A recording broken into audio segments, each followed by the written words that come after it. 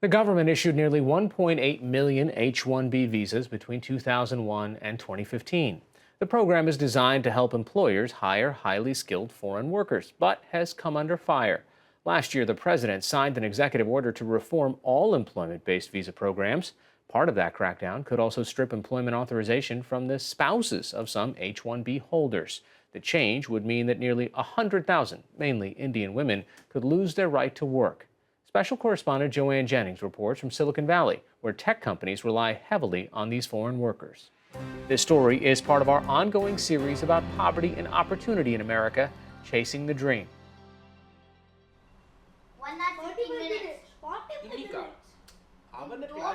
Renuka Sivaran and Murali Raghavan appear to be living the American dream. And then we had extra PE today.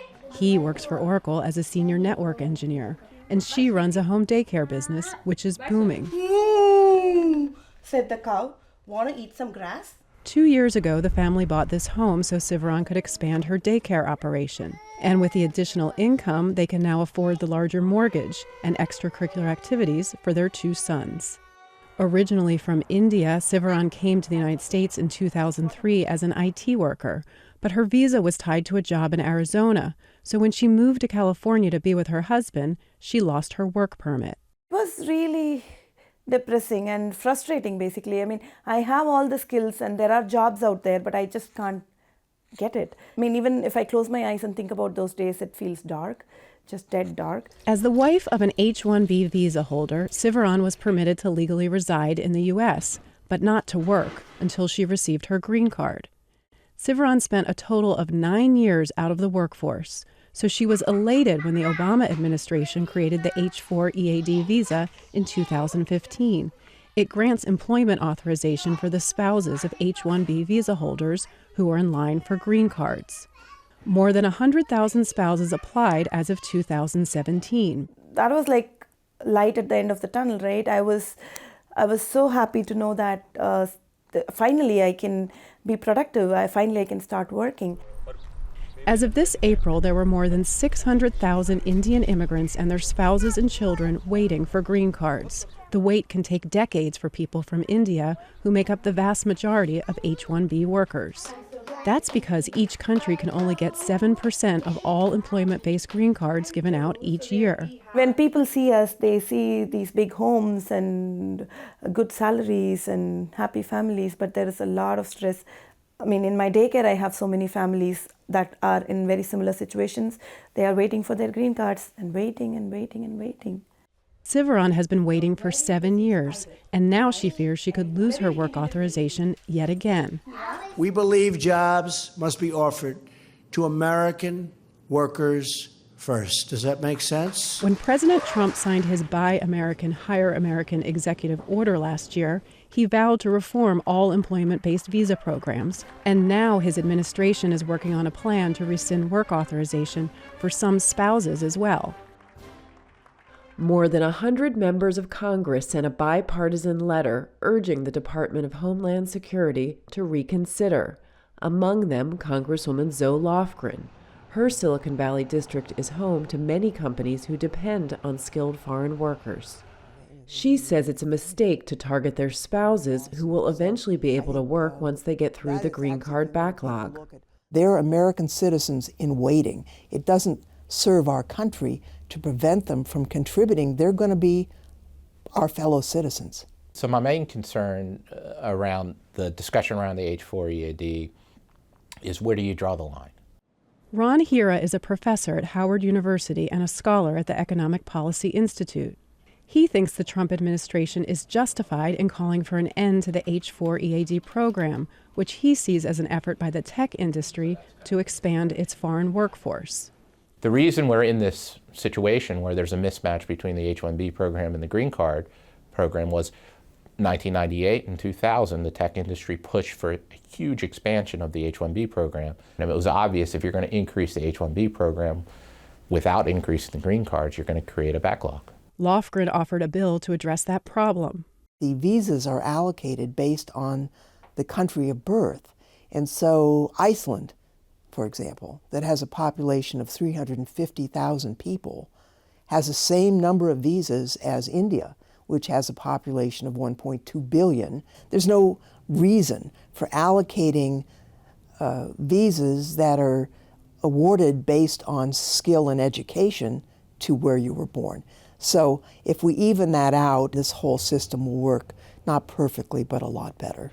If we eliminate the per country quotas, we'll have replaced our diversity system of immigration with an India First system.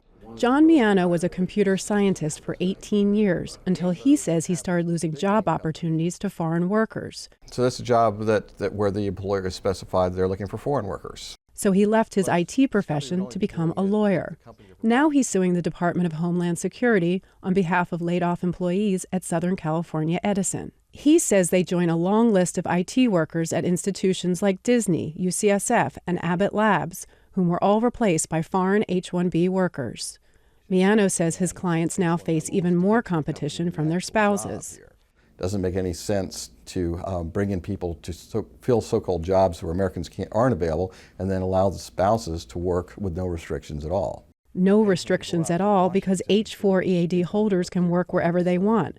That's not the case for their H-1B spouses, whose visas are tied to specific employers. It's be totally bad for American workers. It's a sad thing that we're setting one group of labor against another in this job market, but I mean, the reality is we need to think of Americans first when it comes to the American job market. This is not a zero-sum game. If an H-4 spouse comes here, they're going to contribute to their company that hopefully is going to create more jobs and more openings for everybody. And I think that we're better as a nation when we allow everybody to work and everybody to contribute. Andy Halatay is a vice president at the Information Technology Industry Council. He lobbies on behalf of big tech companies including Facebook, Amazon, and Microsoft. In a letter to the Department of U.S. Citizenship and Immigration Services, tech trade groups, including ITIC, argued that revoking work permits for spouses could jeopardize American tech's competitive edge. This would really be a step backwards for us, being able to attract top-tier talent to the United States. 30 other industrialized countries, including Canada or Australia, all allow for spousal authorization. So this would be a major disincentive if we were telling high-skilled immigrants that they could come here, but their spouses would have to put their careers on hold when coming to the United States, and they might look elsewhere. One thing which was like the deciding factor was that, will I be able to work here? Priya Yadav and her husband Piyush Mittal both have jobs in Silicon Valley. He works at Amazon and she works at Comcast. When the couple married in India in 2017, Yadav was hesitant to move to the United States because she had a good career. He told me that there's something called H-4 EAD on which you can definitely work. So then I was like quite assured that, okay, fine, then there's no problem if I move here. For now, she's relishing the daily routine of getting ready for work. But the uncertainty over the H-4 EAD program is stressful, so stressful that Yadav and Mittal have applied for permanent residency in Canada. How long did that take from when you submitted the original application to the invitation? Altogether, the complete process will take around like 8 months. If this is rescinded or this is probably taken away, we'll move to somewhere else. We'll move to Canada. Because we know we are skilled people and there's demand for skilled people, I believe, everywhere. There are people in this country who believe that people like you and your husband are taking jobs away from Americans. Mm-hmm. What do you say to people watching this who may think that? Jobs are out there. Companies are not, like putting them in their pockets and, only shoveling them out to a few people. They're out there, and the hiring system, it's pretty rigorous. Ron Hira says the amount of jobs is not the issue. The problem is the rules are set up so that you can bring in H-1B workers without ever looking for an American worker. You can bring in H-1B workers and replace Americans, all legally.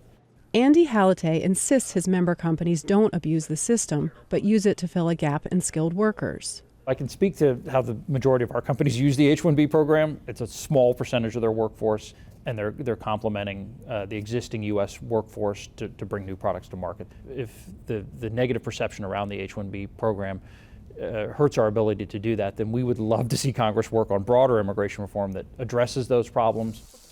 Back in Fremont, California, Renuka Sivaran and her family are hoping that any decisions made in Washington will allow them to continue living and working in a community where they've built their lives. I am sitting here in one of the most developed countries in the world, fighting for right to work. For me, this is home. My for my kids, this is home. They're American citizens. They've been going to school here. They have their friends here. So why should I be forced to uproot myself and my family and the life that I've built for the last 15 years and go somewhere else?